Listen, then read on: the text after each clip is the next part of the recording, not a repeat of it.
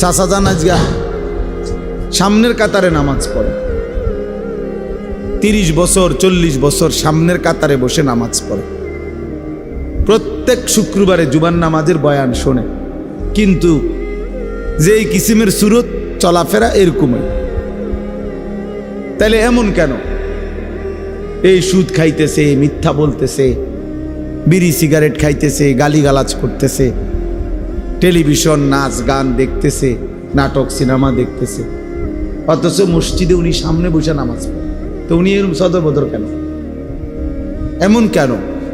মূল কথা হলো কলিজার মধ্যে এটাই, দিলের মধ্যে যদি পরীক্ষা করা হয় তো এটাই পাওয়া যাবে যে তার দিলে আল্লাহর কথার প্রতি কোনো আগ্রহ, কোনো আন্তরিকতা, মানবার কোনো মানসিকতাই মূলত নাই, কোনো মানসিকতাই নেই।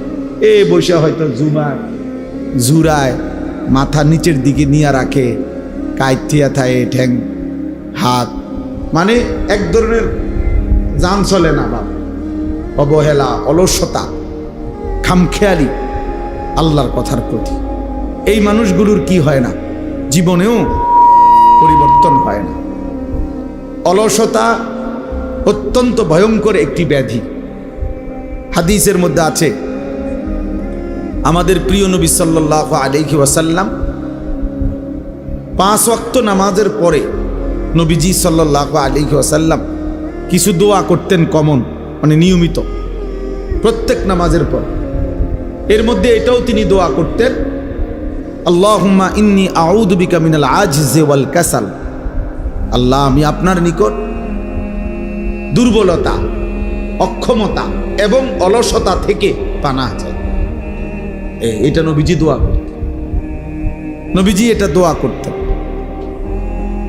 অর্থাৎ অলসতা থেকে মুক্তি চাই, নেক কাজে গরিমসি করা, অলসতা করা, এটা থেকে আল্লাহ নবী সাল্লাল্লাহু আলাইহি ওয়াসাল্লাম পানাহ চাইতেন। কোরআন শরীফে আছে, ফাইজা ফারাগতা ফানসাব। আমাদের প্রিয় নবী সাল্লাল্লাহু আলাইহি ওয়াসাল্লামকে আল্লাহ তাআলা বলছেন, আপনি যখন সারাদিন দ্বীনি কাজ করে রাত্রিবেলা অবসর হবেন, দাওয়াত, তাবলীগ, তালিম, তাজকিয়া, জিহাদ, ইমামত, কত কাজ করতেন নবীজি দিনের বেলা। পুরাটা সময় তিনি মানুষের কল্যাণে, উম্মতের ফিকিরে দ্বীনি কাজ করতেন। তো আল্লাহ তাআলা বলেন যে এই দ্বীনি কাজগুলো থেকে সারাদিন পরিশ্রম করে রাত্রিবেলা আপনি যখন ফারেগ হবেন, অবসর হবেন, তো এবার লম্বা ঘুম দিবেন এরকম না। আল্লাহ বলছে ফাংসাব, অবসর হয়ে রাত্রিবেলা তো পুনরায় আপনি আবার পুনরায় পরিশ্রম করতে শুরু করবেন। কি পরিশ্রম? তাফসীরের মধ্যে আছে, পুনরায় এবার রাত্রিবেলা তাহাজ্জুদ, জিকির, তেলাওয়াত, সেজদা, দোয়া, কান্নাকাটি, এই ইবাদতের মধ্যে লেগে যায়। তাহলে নবী সাল্লাল্লাহু আলাইহি ওয়াসাল্লামকে আল্লাহ তাআলা অবসর দিলেন কোথায়? অবসর দিলেন কোথায়? অবসর কই দিলেন? কোনো অবসর নাই। সারাদিন মেহনত করার পরে আবার বলতেছেন ফাংসাব, অর্থ হলো আপনি কঠোর পরিশ্রম করুন, আবার রাত্রে লম্বা সময় আপনি পরিশ্রম করুন। অবসর নাই। মুমিনের দুনিয়ায় কোনো অবসর হয় না। ইমানদারের জিন্দিগি, যারা আখিরাত সামনে, যার অনেক নেকি দরকার, যে বোঝে যে আমার কবর অনেক লম্বা, হাসরের ময়দান আমার অনেক লম্বা, তার সময় খুব কম, তার সময় খুব কম। হাদিসের মধ্যে আছে, এক মুমিন সামান্য সময় আল্লাহর স্মরণ থেকে সরে থাকা, ভুলে যাওয়া, এটাকে মনে করে যেন তার উপরে এক পাহাড় ভাঙ্গা পড়ছে। আর এক নাফরমান বড় থেকে বড় কোনো পাপ করা, এটাকে মনে করে যেন এক সামান্য পিঁপড়া তারে কামড় দিছে, অর্থাৎ সেইটাকে কিছুই মনে করে না। কিন্তু এক ইমানদার সামান্য একটু ভুলকেও অনেক বড় কিছু মনে করে, অনেক বড় মুসিবত মনে করে। এই জন্য প্রিয় ভাই, বাবা, আমার জন্য, আপনার জন্য এটা একটা জরুরি বিষয়।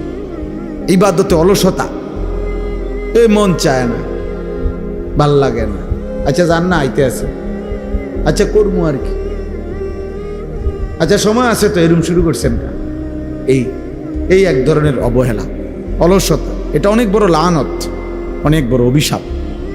কর্মের উদ্দীপনা না থাকা, মেহনতের একটা জজবা না থাকা, হৃদয়ের মধ্যে কোনো আখেরাতের প্রেরণা না থাকা, এটা লানত। লানত এটা অভিশাপ, এটা অভিশাপ যে আল্লাহ তাআলা দিল মুর্দা বানায় দিছে। ওই দিলের মধ্যে আর আখেরাতের কোনো প্রেরণা জাগে না, ইবাদতের কোনো প্রেরণা জাগে না। কোরআন শরীফে আছে হযরত মুসা আলাইহিস সালাম এবং ওনার ভাই হারুন আলাইহিস সালাম, ওনারা দুইজনই নবী ছিলেন এবং দুইজনকে আল্লাহ তাআলা একসাথে নবী বানাইছে। এই দুইজনকেই আল্লাহ বলছেন ফেরাউনের কাছে আমার দ্বীনের দাওয়াত, কালেমার দাওয়াত নিয়ে যাও। তো এইটা যে বলছে, এইখানে আল্লাহ একটা কথা বলছে ওনাগরে, ইদহাবা ইলা ফিরআউন, তোমরা দুইজন ফেরাউনের কাছে যাও, ওয়ালা তানিয়া ফি যিকরি। এইটার অর্থ হইল সাবধান, শুনে রাখো। নবীদেরকে বলতেছে আমি আল্লাহর স্মরণ, আমার জিকির করতে অলসতা করো না, অলসতা করবা না আমার স্মরণে, আমার ইবাদত। অর্থাৎ একবার বলছি, দুইবার বলছি, 10 বার বলছি, 50 বার বলছি, শুনে না, হ্যাঁ আর হইতো না, আরে বাদ দাও তার কথা, অসিব্য, এটা হইতো না। না, আল্লাহ বলছে সাবধান, এইটা বলা যাবে না, কোনো রকমের অলসতা করা যাবে না, অলসতা করা যাবে না, বরং বলতেই থাকো, বলতেই থাকো, বলতেই থাকো, আল্লাহর বান্দাকে বলতেই থাকো, বলতেই থাকো। এই জন্য দোস্ত, অলসতা, অবহেলা অনেক বড় অভিশাপ। কোরআনুল কারীমে আছে আল্লাহ তাআলা আমাদের নবী সাল্লাল্লাহু আলাইহি ওয়াসাল্লামকে বলছেন, নবীজিকে বলছেন সরাসরি, ওয়ালা তাকুম মিনাল গাফিলিন, প্রিয় বন্ধু আমার, আপনি গাফেলদের অন্তর্ভুক্ত হবেন না।